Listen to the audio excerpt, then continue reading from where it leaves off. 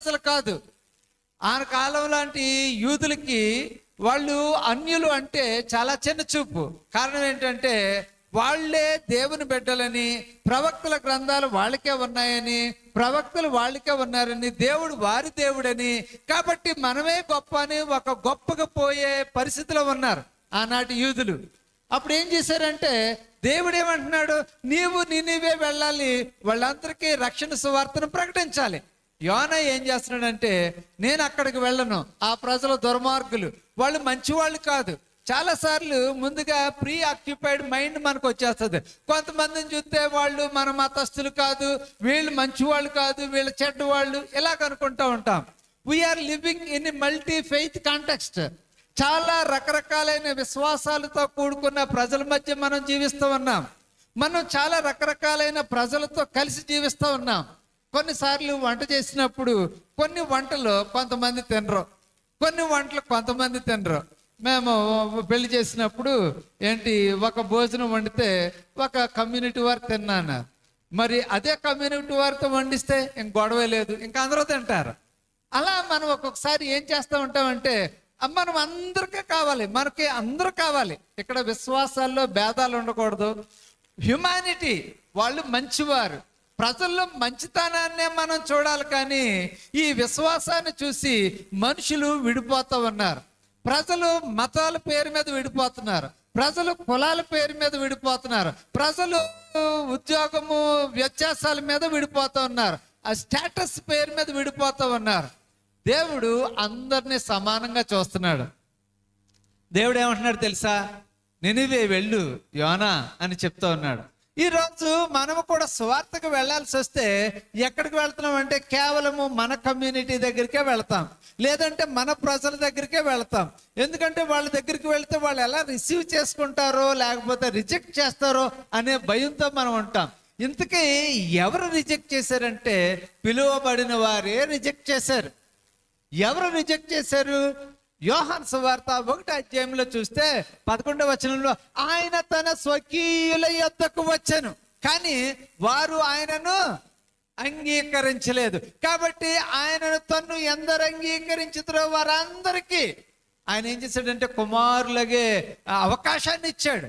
వారి దగ్గరికి ఆయన వెళ్ళాడు. ఈరోజు సువార్త మన దగ్గరికి రావడానికి కారణం ఏంటంటే దే రిజెక్టెడ్. యూదులు రిజెక్ట్ చేశారు, ఆహ్వానించబడిన వారు రిజెక్ట్ చేశారు. అందుకని ఆపర్చునిటీ అన్యులకు వెళ్ళిపోయింది.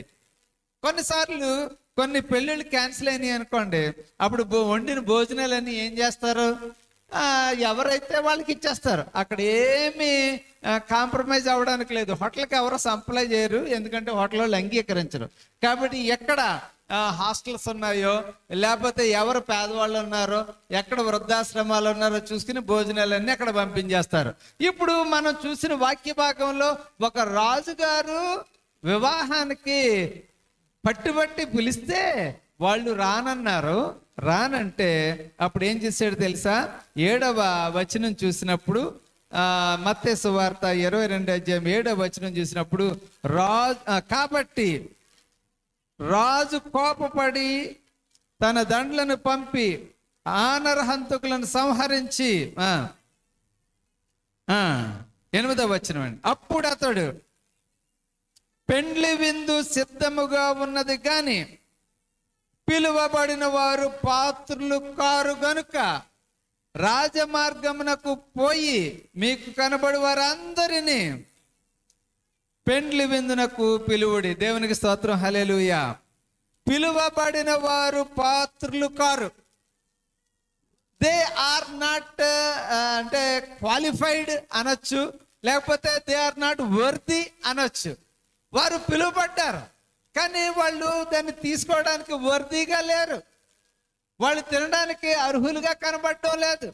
అందుకనే బహుశా ఈ వచనాల్లో ఆఖరుని ఏమంటాడంటే 14వ వచనంలో కాగా పిలువబడిన వారు అనేకులు, ఏర్పరచబడిన వారు కొందరు. చూడండి, మనం కూడా జరుగుతుంది, రమ్మని చాలా మంది పిలుస్తాం కానీ కొంతమందే రెస్పాండ్ అవుతారు. పిలువబడిన వారు అనేకులు, ఏర్పరచబడిన వారు కొందరు. మనమందరూ కూడా ఏర్పరచబడిన గుంపులో ఉన్నాం. బహుశా ఆ టైంలో యేసుక్రీస్తు ప్రభు వారు యూదులను ఉద్దేశించి చెప్తూ ఉన్నారు. వాళ్ళు ఎవరు రానంటామంటే అప్పుడు ఏం చేశాడంటే దేవుడు, ఈ call you go to the highways, మీరు రాజమార్గాల్లోకి వెళ్ళిపోండి, మీరు వెళ్ళండి. ఇది దేవుడిచ్చిన ఒక కమాండ్. మీరు వెళ్ళండి, మీరు వెళ్ళి ఎవరు కనిపిస్తే వారినల్లా ఈ విందుకు ఆహ్వానించండి. దేవునికి స్తోత్రం, హల్లెలూయా. ఆ విధంగా మనకి లక్కీగా ఆపర్చునిటీ వచ్చింది దేవుని యొక్క రక్షణలోనికి రావడానికి. లేకపోతే మనకి కూడా రక్షణ లేదు. ఈ రక్షణ అంతా ఇశ్రాయేలు ప్రజల కోసం దేవుడు చక్కగా డిజైన్ చేశాడు. కానీ ఆ ప్రజలు ఏం చేశారంటే రిజెక్ట్ చేశారు. ఈ విషయాన్ని క్లియర్గా మనం చూడాలనుకుంటే రోమీలకు రాసిన పత్రిక 9వ అధ్యాయంలో చూస్తాం.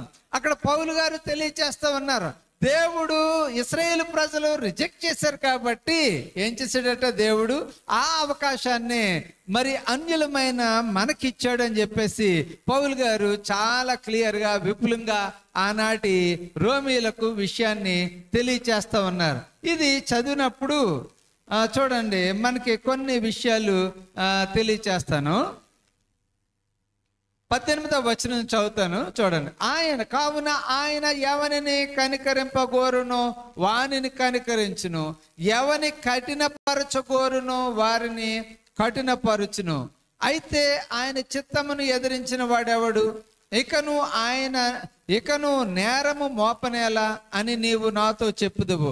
ఇలాగ చదువుకుంటూ వస్తే 25వ వచనం, నా ప్రజలు కాని వారికి నా ప్రజలనియు ప్రియురాలు కాని దానికి ప్రియురాలనియు పేరు పెట్టుదును. మరియు జరుగునదేమనగా, మీరు నా ప్రజలు కారని ఏ చోటను వారితో చెప్పబడునో ఆ చోటనే జీవము గల దేవుని కుమారులని వారికి పేరు పెట్టబడును. దేవునికి స్తోత్రం, హల్లెలూయా. చూడండి, ఈ 9వ అధ్యాయము 10వ అధ్యాయము చదివితే దేవుడట తన్ని రిజెక్ట్ చేసిన వారిని ఏం చేశాడంటే వదిలిపెట్టేసి తన రక్షణ మార్గాన్ని ఎవరైతే అంగీకరిస్తున్నారో యేసుక్రీస్తు ప్రభుని వారి వైపుని తిప్పడం మనం చూస్తాం. అందుకనే చాలా చక్కగా రాస్తాడు యోహాను సువార్తలో. ఏమంటాడంటే, తన్ను ఎందరు అంగీకరించుదరో వారందరికీ కుమారులయ్యే అవకాశాన్ని ఆయన ఇస్తూ ఉన్నాడు. దేవునికి స్తోత్రం, హల్లెలూయా. పెండ్లి విందు, ఇదొక పెండ్లి విందు. దీన్ని షేర్ చేసుకుంటా ఉన్నారు. ఏంటంటే ఆ విందులోకి మన అందరికీ పాలు పంపుల కోసం పిలుస్తూ ఉన్నారు. యోనా కాలంలో అన్యులను దేవుడు పిలిచాడు, మీరు ఇప్పుడైనా మారు మనసు పొంది రక్షణ పొందండి, మీ పాపాలు విడిచిపెట్టండి, మీరు తప్పుడు మార్గాలు విడిచిపెట్టండి అంటే యోనా మంచి మనసుతోటి వెళ్ళలేదు. ఎలాంటి మనసుతోటి వెళ్ళాడంటే వాళ్ళు చెడ్డవారు, మాట వినని వారు అనే ఉద్దేశంతోనే వెళ్ళారు. మనం కూడా with negative spirit some times we go for the ministry. మనము వీళ్ళు అంగీకరించరు, వీళ్ళ మంచోళ్ళు కాదు, వీళ్ళు దేవునికి వ్యతిరేకులు అనుకుంటానే వెళతాం. కానీ వాళ్ళు అంగీకరించిన తర్వాత, అయ్యో సుమా, నేను తప్పుగా అర్థం చేసుకున్నాను, దేవుడు ఎంత అద్భుతం చేశాడు. ఇప్పుడు యోనా ఒక చెట్టు కింద కూర్చుని ఆలోచన చేస్తా ఉన్నాడు, ఎందుకు దేవుడా నన్ను ఇక్కడ తీసుకొచ్చావు? నువ్వు కనికరము కలిగిన దేవుడవు, వాళ్ళు నువ్వు క్షమింతావని నాకు తెలుసు. అంటే ముందు తెలిసే నువ్వు నన్ను పంపించావు, ఆ మాత్రానికి నువ్వు వేరే మార్గాన్ని ఉపయోగించుకోవచ్చు కదా అంటా ఉన్నాడు. మన బాధ్యత ఏంటంటే సువార్త ప్రకటించడం. I like Andrew mission. వాళ్ళు ఎంత కమిట్మెంట్ తోటి ఉన్నారు తెలుసా? నిజంగా వారు కమిట్మెంట్ చూసినప్పుడు ఎక్కడ ఇంకా మనం సండే స్కూల్ స్టార్ట్ చేయాలి, ఇంకా అక్కడ నేను ఇంకా కంట్రోల్ చేస్తూ ఉన్నాను, కంగారు పడకండి, ఒకసారి స్టార్ట్ చేస్తే కంటిన్యూ చేసేలా చూడండి.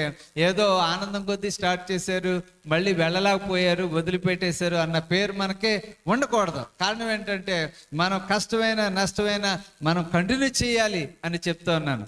ఇక్కడ ఏం చేస్తాడంటే యోనా చేశాడు పాపం సువార్త, కానీ నెగిటివ్ స్పిరిట్తో చేశాడు. మనకు అలాంటి అభిప్రాయం ఉండకూడదు. రెండవది ఏంటంటే యోనా ప్రకటించిన ప్రజలు అన్యులు, వాళ్ళు యూదులు కాదు. రెండవ అంశం అపోస్తుల కార్యాల్లో చూసాం. ఇథియోపియా రాణి కింద పనిచేస్తున్న నపుంసకుడు, చూడండి 8వ అధ్యాయంలో చక్కగా రాయబడి ఉంది కదా. ప్రభు దూత చెప్తా ఉంది, నీవు ఫిలిప్పుతో చెప్తా ఉంది, నువ్వు కందాకే క్రింద పని చేస్తున్న ఐథియోపియుడైన నపుంసకుని దగ్గరికి వెళ్ళు, వాక్యం చెప్పు. నపుంసకుడు క్రైస్తవుడు కాదు, నపుంసకుడు ఎవరో యూదుడు కాదు, కానీ అతనికి దేవుడన్నా దేవుని యొక్క గ్రంథం అన్నా చాలా ఇష్టం. యెహోవా దేవుడన్నా లేకపోతే పాత నిబంధన గ్రంథం అన్నా చాలా ఇష్టం. అక్కడ అతను చదువుతూ ఉన్నాడు. మీరు అనుకోవచ్చు చాలా మంది దేవుడు లేకుండా ఉన్నారు, అన్యులుగా ఉన్నారని. కానీ చాలా మంది ఇళ్లలో బైబిళ్ళు ఉన్నాయి, వాళ్ళకి అర్థం కావడం లేదు. వాళ్ళు కేవలము సాహిత్యంగానే చదువుతూ ఉన్నారు. నేను ఒక స్కూల్కి వెళ్ళాను, ఆయన నాకు గైడ్ లైన్స్ ఇస్తూ ఉంటారు. స్కూలు ఎలా నడిపించాలి, రికార్డులు ఎలా మెయింటైన్ చేయాలి అన్ని చెప్తూ ఉంటారు. ఆయన క్రిస్టియన్ కాదు, కానీ ఆయన దగ్గర చాలా మంచి ఇంగ్లీష్ బైబిల్ ఉంది. నేను వెళ్ళేటప్పటికి ఇంగ్లీష్ ప్రోవర్బ్స్ చదువుతూ ఉన్నారు. సార్ మీరేంటి బైబిల్ చదువుతున్నారు అని అన్నాను. ఓ నేను రోజు చదువుతానే బైబిల్. ఓకే, మరి మీరు క్రిస్టియన్నా? క్రిస్టియన్నే చదవాలని లేదు, ఇది చదవడం వల్ల నాకు చాలా మంచి ఆలోచనలు వస్తాయి, నేను చక్కని లెక్చర్స్ ఇవ్వచ్చు, పిల్లలకి జ్ఞానం బోధించవచ్చు. చాలా మందికి మీరు ఊహించండి, చాలా మంది ఇళ్లలో బైబిళ్ళు ఉన్నాయి. నేను ఒకసారి ఒక ఇంటికి మామూలుగా ఫ్రెండ్లీగా వెళ్ళాను. ఫ్రెండ్లీగా వెళ్తే ఏవేవో మాట్లాడుతూ ఉన్నారు. నేను పాస్టర్ గారు నన్ను తెలిసి, పాస్టర్ గారు నాకు డౌట్ ఉందన్నారు. ఏంటి చెప్పండి సార్ అన్నాను. చెప్పండి అంటే వాళ్ళు ఏదో డౌట్ చెప్పారు. ఓ ఎంత డీపర్ నాలెడ్జ్ ఉందా మీకు అనుకుని మనసులో అనుకున్నాను. అవునండి నేను దీన్ని గమనించలేదు అని అన్నాను. గమనించలేదంటే అమ్మాయి ఒకసారి లోపల బైబిల్ ఎలా తీసుకురా అని అన్నాడు. నేను ఆశ్చర్యపోయాను, మీ ఇంట్లో బైబిల్ ఉందా? బైబిల్ మా ఇంటి దగ్గర ఉంది. ఇలాంటి డౌట్స్ ఎప్పుడైనా వచ్చినప్పుడు మేము కంపేర్ చేసుకుంటాం. చూడండి, ప్రజలు చాలా మంది ఇళ్లలో బైబిల్ ఉంటున్నాయి. కాబట్టి ఎవరికి తెలియదు అని మాత్రం మనం అనుకోవద్దు. They have some knowledge. ఇదిగోనండి, ఐథియోపియా నపుంసకుడు కందాకే క్రింద రాణి క్రింద పని చేస్తున్నాడు. అతను కాలక్షేపం కోసం చదువుతున్నాడా లేకపోతే అర్థవంతంగా చదువుతున్నాడా? కానీ అతను మాత్రం చదువుతూ ఉన్నాడు. ప్రియమైన స్నేహితులారా, వీఆర్ ఎ న్యూ కమ్యూనిటీ. క్రీస్తు ప్రభునందు నూతన కమ్యూనిటీగా మనం ఉన్నాం. ఎవరైతే క్రీస్తునందు బాప్తిసం తీసుకుంటారో వారు నూతన జన్మ లేకపోతే నూతన కమ్యూనిటీ. మనము దీనిలోనికి అనేక మందిని ఆహ్వానించవలసిన వారమై ఉన్నాం. చాలా మందికి అర్థం కాకుండా ఉంది, బైబిల్ అర్థం కావడం లేదు. కాబట్టే వాళ్ళు ఏం చేస్తున్నారంటే అర్థం కాక వాళ్ళ సొంత ఇంటర్ప్రిటేషన్ ఇచ్చేస్తూ ఉన్నారు. ఒక ఆయన అంటున్నాడు, భూమి మీద ఎవరిని తండ్రి అని పిలవద్దని బైబిల్లో ఉంది, కాబట్టి ఎవరిని తండ్రి అని పిలవకండి. అది చాలా తప్పు కదా. మనకి కన్న తండ్రి ఉన్నారు, గురువు గారు చక్కగా చదువు చెప్పిన తండ్రి లాంటి వారు ఉన్నారు. కానీ ఊరకనే తండ్రి అని అనకూడదని ఎలాగంటారు? కొంతమంది ఎవరిని గురువులని పిలవకండి, గురువు మనకు ఒకడే. ఓకే, అక్కడ సందర్భం ఆలోచించాలి. ఒక్కొక్కసారి మనం అసందర్భంగా మనం అర్థం చేసుకుంటూ ఉంటాం బైబిల్. మన అందరికీ చెప్పిన 2 పాత విషయాలే మళ్ళీ చెప్తాను. మత్తయి సువార్త 1వ అధ్యాయంలో ఏమన్నా చెప్పండి.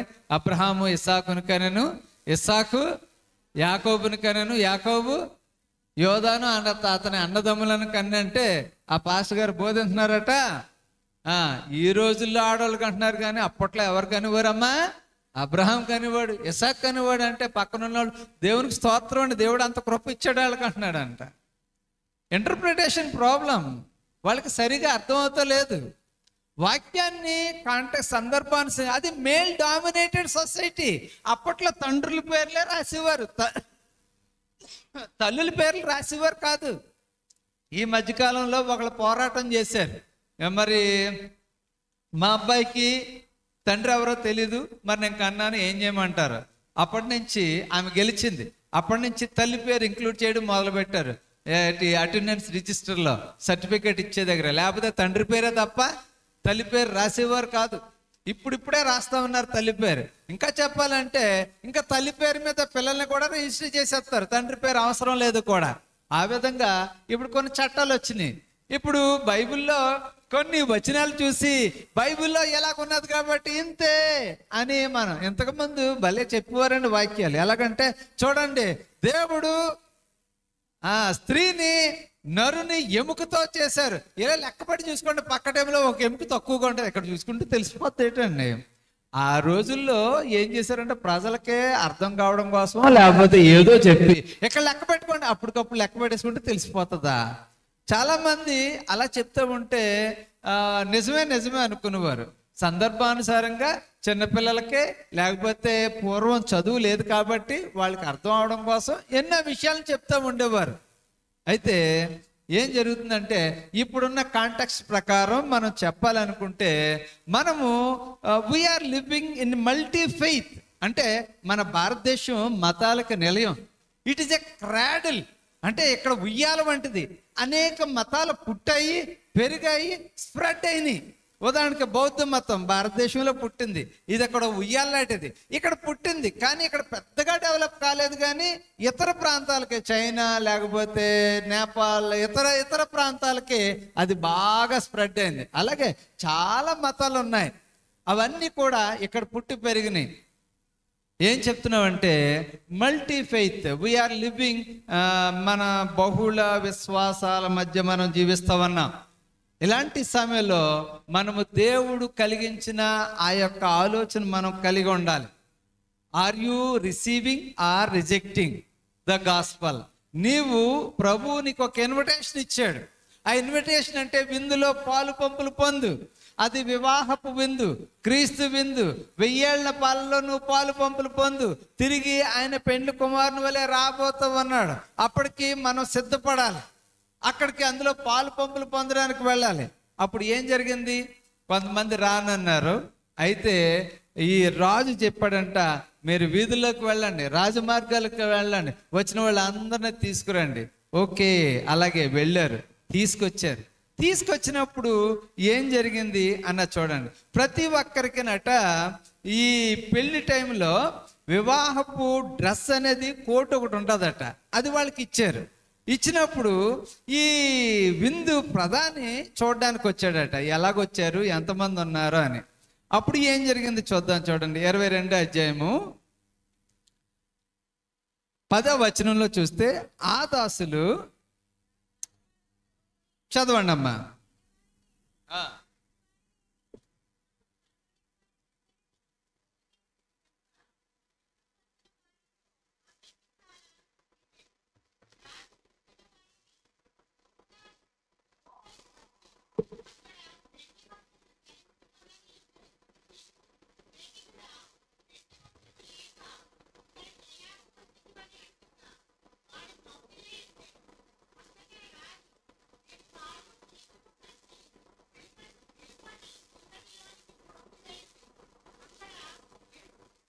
ఏడ్పును పండ్ల కొరటే. చూడండి, ఒకటి పెళ్ళికి రాలేదు, బాగానే ఉంది, ఎవరొకరిని తీసుకొచ్చామన్నారు, తీసుకొచ్చేసారు. తీసుకొచ్చిన తర్వాత మళ్ళీ అక్కడ స్క్రీన్ చేస్తున్నాడు ఆయన. ఏంటి, ఇతను డ్రెస్ బాగాలేదు, కాళ్ళు చేతులు కట్టాడు. వచ్చిన తర్వాత కాళ్ళు చేతులు కట్టేస్తారు ఎవరన్నానే? ఇది చాలా విచిత్రంగా లేదు? It is all symbolism. యేసుక్రీస్తు ప్రభు వారు ఈ పరలోకపు విందు కోసం, రక్షణ వస్త్రాల కోసం, పెండ్లి వస్త్రాల కోసం మాట్లాడుతూ ఉన్నారు. పెండ్లు అంటేనే బట్టలు, పెండ్లు అంటేనే మేకప్లు, పెండ్లు అంటేనే కార్డులు, ఇన్విటేషన్లు. అది చేసేవాళ్ళకి కానీ బయట వాళ్ళకి తెలియదు, చేశారు అనుకుంటారు. ఎన్ని ఒత్తిడులు, ఎన్నిసార్లు మార్కెట్కి వెళ్ళి రావాలా, తర్వాత భోజనాలకి ఎంత అవుతుందని ఎస్టిమేషన్లు, ఇలా చాలా ఒత్తిడి ఉంటుంది. అయితే ఇప్పుడు రాకపోతే కోపం ఇస్తారు, కానీ వచ్చిన వాళ్ళు కాళ్ళు చేతులు కట్టేస్తారా? ఏం జరిగింది? He does not have a proper dress. మరి లోపలికి వచ్చేవాళ్ళు మంచి డ్రెస్ ఇస్తారనుకుంటాను ఆ రోజుల్లో, ఇతనికి లేదు. చూడండి, ఒక్కొక్కసారి మేము సెమినార్కి వెళ్తూ ఉంటాం, ఐడి కార్డు ఇస్తారు. ఐడి కార్డు లేదనుకోండి లోపలికి రానవరు. ఐడి కార్డు లేకపోతే we do not know who you are, నువ్వెవరువో నాకు తెలియదు. మరి అంతే కదా, నీకు ఒక ఐడెంటిటీ ఉంది, నీకు ఒక కార్డు ఉంది, నీకు ఒక డ్రెస్ కోడ్ ఉంది, అది విడిచిపెట్టేసి ఎలాగొస్తావు? చూడండి ఒకసారి యెషయా గ్రంథము 61వ అధ్యాయము 10వ వచనం ఎవరైనా చదవండి.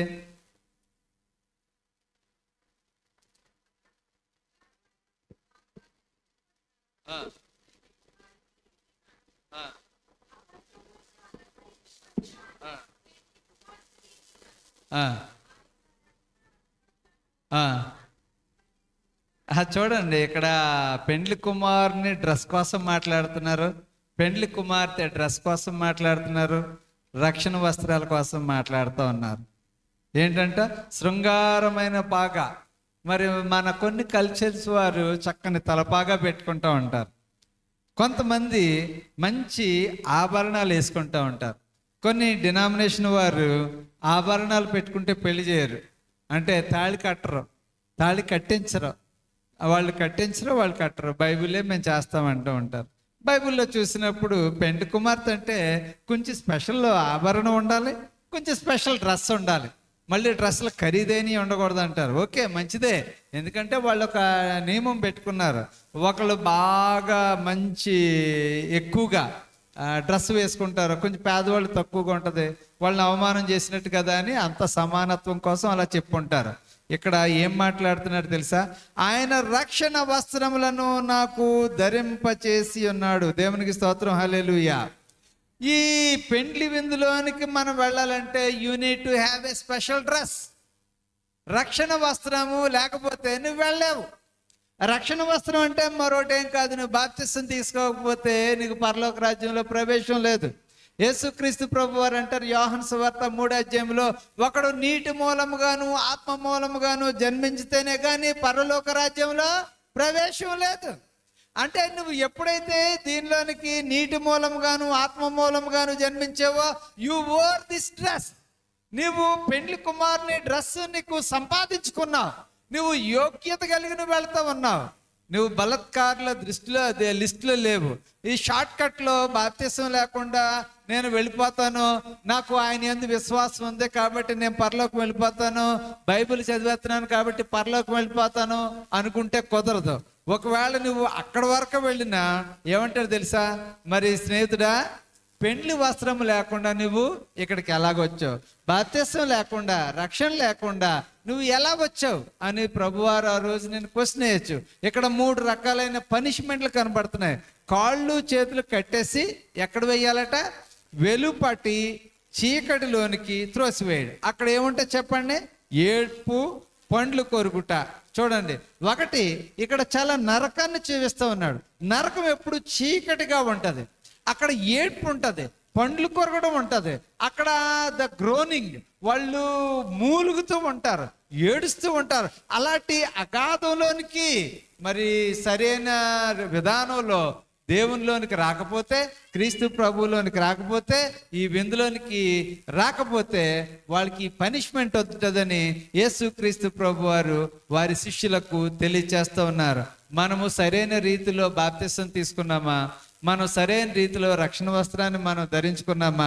నేనేం తప్పులు చేయడం లేదు, నాకు ఇద్దరు భార్యలు లేరు, నాకు తాగుడులు అలవాటు లేదు, నాకు సిగరెట్లు అలవాటు లేదు, నేను మోసం చేయడం లేదు, నేను లంచం తీసుకోవడం లేదు, నేను ఎవరిని చంపలేదు, నేను ఎవరిని హత్య చేయడానికి ప్రయత్నాలు చేయడం లేదు, నేను ఎవరి మీద కీడు పన్నడం లేదు, కాబట్టి నేను పరలోకం వెళ్ళిపోతాను అంటే ఎలా ఉంటుందంటే, ఒకసారి పరిసేయుడు సొంకరి ప్రార్థన చేస్తూ ఉంటారు. పరిసేయుడు అంటారు, నేను చాలా నీతిమంతుడిని, నేను దశంభాగం ఇచ్చేస్తున్నాను, నేను ఉపవాసం ఉంటున్నాను అంటే సొంకర్ అంటాడు, ప్రభువా నన్ను క్షమించు, నీ వైపు నేను కనులెత్తి చూడడానికి కూడా యోగ్యుని కాదు అంటే, ఇద్దరిలోనూ దేవుడు సొంకరిని నీతిమంతుడిగా తీరుస్తూ ఉంటాడు. కొన్నిసార్లు మనం అనుకుంటాం నాకు అన్నీ ఉన్నాయి, నేను అంత చాలా మంచోడిని అనుకుంటూ ఉంటాం, నేను మంచి పనులు చేస్తున్నాను అనుకుంటూ ఉంటాం. ఇశ్రాయేలు ప్రజలు అలాగే అనుకున్నారు. చూడండి, అనుకోకుండా వచ్చేసింది రూతు, తన మోయాబి స్త్రీయే, కానీ అనుకోకుండా షార్ట్ కట్లో వచ్చేసింది. ఆమెకున్న విశ్వాసాన్ని బట్టి ప్రభు యొక్క జీనియాలజీలో ఆమె చేరిపోయింది. ఒకసారి ఇంకా ఇలా చూసుకుంటూ వస్తే అనేక మంది అన్యులు ప్రభు యొక్క రక్షణలోనికి వచ్చారు. మనము క్రీస్తు ప్రభుని నమ్ముకుని బాప్తిసం తీసుకున్నాం, కానీ మనము ఏం చేస్తున్నామంటే రక్షణ వస్త్రం మనం ధరించుకోలేదేమో. కాబట్టి ప్రభు అక్కడ సమీపంగా ఉన్నప్పుడు మన పరిస్థితి ఎలాగుంటుంది చూడండి. అందుకని ఆఖరి వచనం, కాగా పిలువబడిన వారు అనేకులు, ఏర్పరచబడిన వారు కొందరే.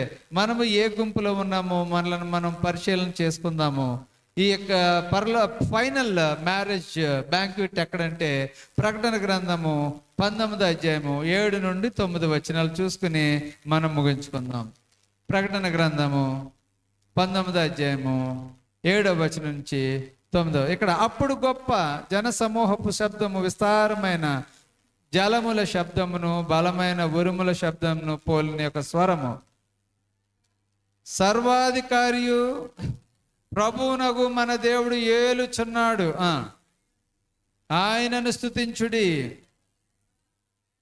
గొర్రె పిల్ల వివాహోత్సవ సమయము వచ్చినది గనుక మనము సంతోషపడి ఉత్సహించి. చూడండి, ఇక్కడ చూడండి, మరియు ఆమె ధరించుకొనుటకు ప్రకాశములను నిర్మలమునైన సన్నపు నార బట్టలు, అవి పరిశుద్ధుల నీతి క్రియలు. దేవునికి స్తోత్రం, హల్లెలూయా. ఎంత చక్కగా ఉంటుందో బైబిల్, ఎక్కడ కాంట్రడిక్షన్ ఉండదు, ఒకదానికొకటి వ్యతిరేకమైనవి ఉండవు. ఇవి 40 మంది రాశారు, కానీ ఎవరు ఒకరికొకరు కాంట్రడిక్టరీగా ఎవ్వరు రాయలేదు. ఇవన్నీ కూడా మీరు ఒకరికి ఒకళ్ళ సంబంధం లేకుండా ఉన్నారు. మోషే కాలం ఎప్పుడో, యెహోషువ కాలం ఎప్పుడో, కీర్తనకారుడి కాలం ఎప్పుడో, అలాగే మత్తయి రాసిన కాలం ఎప్పుడో, కానీ వీళ్ళందరూ కూడా ఒకే అంశాన్ని ఒకే విధానంలో రాయడం అనేది అది పరిశుద్ధాత్మని క్రియ. కాబట్టి మనము రక్షణ వస్త్రము ధరించుకొని ఉండాలి. ఆహ్వానించబడినప్పుడు మరి ఆ పెండ్లికి తప్పకుండా క్రీస్తు ప్రభు వారి యొక్క వివాహ మహోత్సవానికి మనమందరం కూడా వెళ్ళగలిగిన యోగ్యత మనం కలిగి ఉండాలి. రక్షణ అనేది ఒకళ్ళ సొంతం కాదు. యేసుక్రీస్తు ప్రభు వారు అంటున్నారు, you go to the highways, మీరు రాజమార్గాల్లోకి వెళ్ళండి, మీరు ఎవరు కనిపిస్తే వారందరినీ ఆహ్వానించండి. గో, ఇది ఎలాగున్నదంటే, go make the disciples of all nations, మీరు సర్వలోకమునకు వెళ్ళి సర్వ సృష్టికి సువార్తను ప్రకటించుడి అనే కమాండ్కి దగ్గరగా ఉంది. ఈరోజు ప్రభువారు మనందరికి తెలియచేస్తూ ఉన్నారు. మనమందరం కూడా ఈ బాధ్యతను మనం తీసుకోవాలి. మనం వండుకున్నాం కాబట్టి మనం మాత్రమే తినకూడదు. మనం ఏం చేయాలి? మనం అందరికీ పంచగలిగేలాగా ఉండాలి. ఈ రక్షణ సువార్తను మనం ఏం చేయాలంటే ప్రతి ఒక్కరికి పంచాలని ప్రభువారు తెలియచేస్తూ ఉన్నారు. ఎవరెవరికి పంచాలి? Go to the highways, poor people, whoever you see, ఎవరినైతే నువ్వు చూసావో వారందరినీ కూడా నువ్వు ప్రభు సన్నిధానానికి లేకపోతే ఈ పరలోకపు వివాహానికి విందుకు ఆహ్వానించమని ప్రభువారు తెలియచేస్తూ ఉన్నారు. కాబట్టి మనము రక్షణలోనికి ఉన్న మనము ఇంకా అనేక మంది రక్షించబడవలసిన వారుగా ఉన్నారు. డిఫరెంట్ ఫెయిత్స్ ఉన్నాయి. వాళ్ళు ఎలా ఉంటారు, వాళ్ళు ఎలాగుంటారు అనే దానికంటే ప్రభువారు చెప్పారు కాబట్టి మనం చేద్దాము అనే ఒక భారం కలిగి మనం సువార్తను ప్రకటించినట్లయితే మనం అందరం కూడా సంతోషిస్తాం. ఈ యోనా వలె కోపమించుకుని కూర్చోకూడదు. యోనా వలె నేను ప్రకటించాను, ఇలా దుర్మార్గులు ఇలా మారరు అనే మనసుతో మనం ఉండద్దు. కానీ వాళ్ళు ఏం చేశారు తెలుసా? నినివే ప్రజలు దుఃఖించారు, మార్పు చెందారు. అందుకనే దేవుడు ఆ యొక్క నాశనాన్ని ఆ దేశం మీదకి రాకుండా చేశారు. కానీ మరలా ఏం జరిగింది తెలుసా? నహూము గ్రంథంలో మనం చూస్తాము, నినివే ప్రజలు మళ్ళీ తిరిగి పాపం చేసినప్పుడు దేవుడు ఈసారి ప్రకటించమనలేదు, నాశనవాన్నే పంపించాడు. కాబట్టి దేవుడు ఒకసారి డిక్లేర్ చేస్తే జడ్జిమెంట్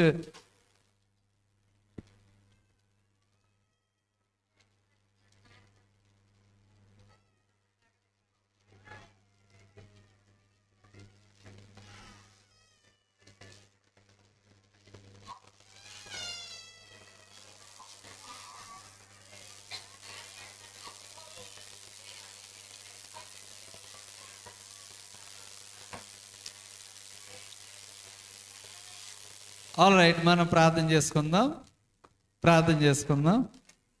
హల్లెలూయా, హల్లెలూయా, హల్లెలూయా, హల్లెలూయా, హల్లెలూయా, హల్లెలూయా, హల్లెలూయా, హల్లెలూయా, హల్లెలూయా, హల్లెలూయా, హల్లెలూయా, హల్లెలూయా. ప్రభువారు మనల్ని అందరినీ కూడా విందుకు ఆహ్వానిస్తూ ఉన్నారు. ప్రియమైన స్నేహితులారా, మనము రిజెక్ట్ చేస్తూ ఉన్నామేమో, రక్షణ వస్త్రం లేకుండా మనము ప్రభు యొక్క విందులో మనం కూర్చుండలేము, దానిలో మనం పార్టిసిపేట్ చేయలేము. మనం ప్రభువారిని అడుగుదాం, ప్రభువా నాకు ఆ రక్షణ వస్త్రాన్ని గొర్రెపిల్ల వివాహోత్సవంలో మేము పాలు పంపులు పొందడానికి సహాయం చేయండి. You go to the highways అంటా ఉన్నావు తండ్రి, రాజమార్గాల్లోకి వెళ్ళమంటా ఉన్నారు. కనిపించిన ప్రతి ఒక్కరికి ఈ యొక్క విషయాన్ని తెలియచేయమంటా ఉన్నారు. అది ఒక బాధ్యత, క్రైస్తవునిగా మా బాధ్యత. మేము ప్రతి ఒక్కరికి క్రీస్తు ప్రభు యొక్క మంచితనాన్ని, క్రీస్తు యొక్క గొప్పతనాన్ని, క్రీస్తు యొక్క దైవత్వాన్ని ప్రకటించడానికి సహాయం చేయండి. ఈరోజు తండ్రి వాక్యం అన్న ప్రతి ఒక్కరిని మీరు దీవించి ఆశీర్వదించమని యేసు క్రీస్తు నామమును బట్టి అడుగుచున్నాం తండ్రి. మనం అందరం కూర్చుందాం.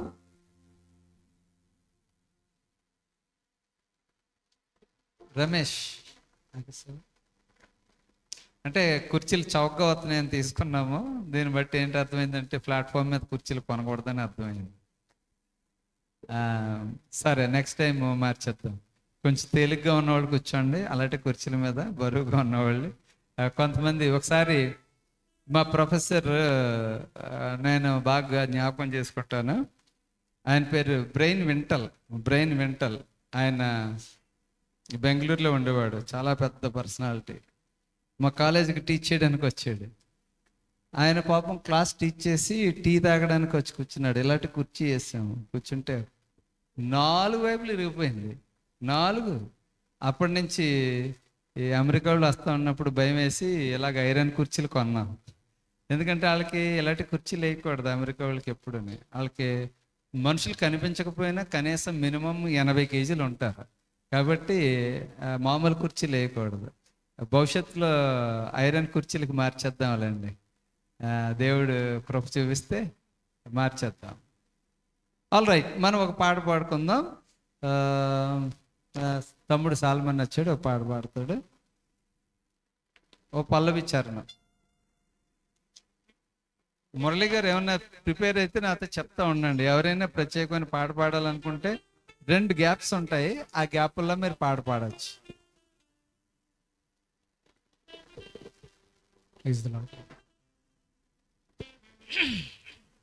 సాంగ్ బుక్ పాటల పుస్తకం నుంచి 16వ పాట. ఏ పాటి దాననయ్య నన్నెంతగా హెచ్చించుటకు.